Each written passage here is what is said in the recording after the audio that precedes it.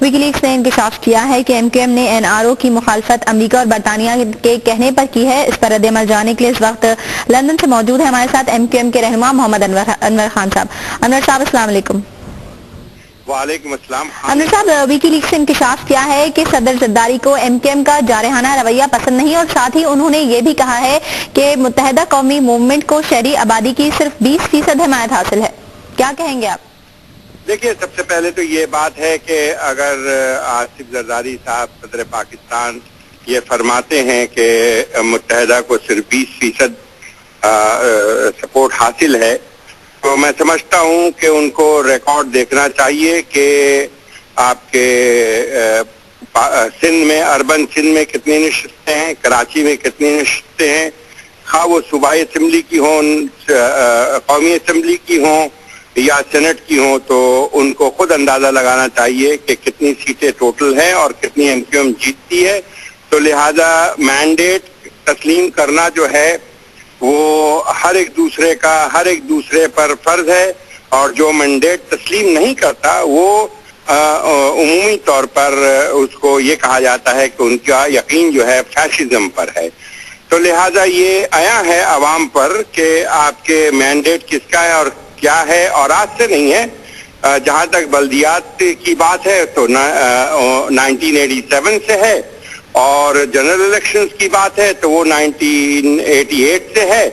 اور ہر سال جو ہے اور ہر مرتبہ ایم کیو ایم جو ہے ان کی عوام کی سپورٹ جو بڑھتی رہتی ہے اور نشستیں اس کی بڑھتی رہتی ہیں، تو سب کے سامنے آیا ہے۔ تو لہذا یہ کہنا مینڈیٹ کی توہین ہے، عوام کی جو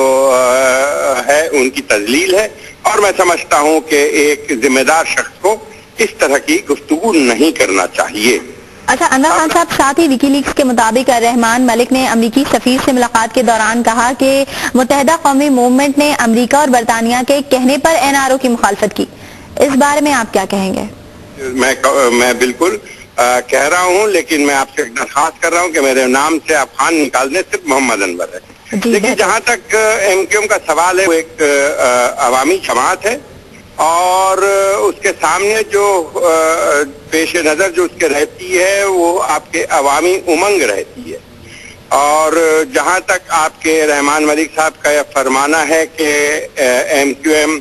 آپ کے امریکی اور برطانوی دباؤ کے تحت N R O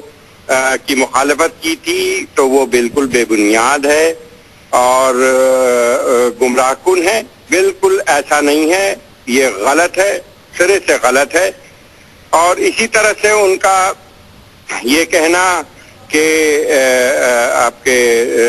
governor Sindh کے حوالے سے، تو وہ تو آپ کے این پیٹرسن کی ڈینائل کر دی ہے۔ تو لہذا تمام جو ان کی گفتگو ہے جو وکی لیک سے لیک کی ہے، اس کو اگر اس پس منظر میں دیکھیں تو وہ تمام کی تمام بے بنیاد ہے۔ اور اسی طرح سے جو انہوں نے یہ فرمایا ہے الطاف بھائی کے حوالے سے کہ آپ کے برطانوی کسی افسر نے ان سے رابطہ کیا تھا اور کہا تھا کہ این آر او کی مخالفت کرے، تو وہ بھی سراسر بے بنیاد ہے اور غلط ہے۔ اسی طرح سے جو انہوں نے فوج کے حوالے سے بات کی ہے کہ ایم کیو ایم نے فوج کے دباؤ سے، تو دیکھیے اب ہر شخص کو، خواہ وہ پیپلز پارٹی سے کسی کا تعلق ہو یا کسی اور پارٹی سے تعلق ہو، اس کو سوچنا چاہیے کہ یہ 1992 نہیں ہے جب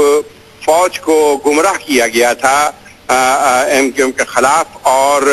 اس کو استعمال کیا گیا تھا۔ تو اب جو فوجی قیادت ہے اس کو آپ کے گمراہ نہیں کیا جا سکتا اور آپ کے اب استعمال نہیں کیا جا سکتا۔ تو لہذا یہ بالکل فوجی قیادت کو گمراہ کرنے کے مترادف ہے، اور ان کو ایم کیو ایم سے آپ کے پھر ایک دفعہ نبرد آزما کرنے کے مترادف ہے، جو آپ کے بالکل غلط ہے، ایسا نہیں ہونا چاہیے۔ ایک مرتبہ ان لوگوں نے غلطی کی ہے کہ ایک محب وطن جماعت کو آپ کے فوج کو گمراہ کر کے اس کو پچ کیا تھا۔ لہذا میں سمجھتا ہوں کہ فوجی جو قیادت ہے وہ بھی ان چیزوں کو سمجھنے لگی ہے، اور 92 یہ نہیں ہے۔ تو لہذا میں درخواست کروں گا کہ جمہوریت پر تمام جماعتوں کا یقین ہونا چاہیے، اور جمہوری عمل سے ہی آپ کے جمہوری عمل پر یقین ہونا چاہیے اور غلط بے سروپا پروپیگنڈا اور آپ کے اس سے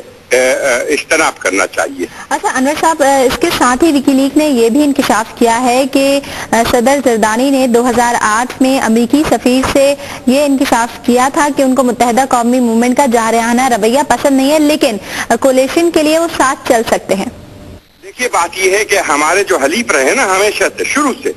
رائٹ فرام ڈے ون، 1988 سے وہ آپ کے حلیف کے ساتھ ساتھ بدترین حریف بھی رہے ہیں، اور وہ انہوں نے ہمیشہ حکومت میں ہمیں آپ کے ہماری جو پوزیشن ہے وہ ان کو ضرورت ہوتی ہے، اور ہمیں آپ کے کولیشن پارٹنر بھی بناتے ہیں، اور یہ گمراہ کن پروپیگنڈا بھی ہمارے خلاف کرتے رہتے ہیں۔ اس لیے کہ آپ کے ناظرین کو یہ سمجھنا چاہیے کہ ایم کیو ایم جو ہے وہ ایک فورس آف چینج ہے، اور یہ جو لوگ ہیں وہ فورس آف اسٹیٹس کو ہیں، جو اسٹیٹس کو مینٹین کرنا چاہتے ہیں، اور اسی وجہ سے جو فورس آف چینج ہوتی ہے ان کو فورس آف اسٹیٹس کو کی ہمیشہ مخالفت رہتی ہے، کیونکہ اسٹیٹس کو کے جو آپ کے قلم بردار ہیں ان کو یہ خوف رہتا ہے کہ اگر چینج آ گئی تو ان کا جو آپ کے پاور بیس ہے وہ ایروڈ ہو جائے گا۔ محمد انور صاحب، رہنما ایم کیو ایم، آپ کا بہت شکریہ۔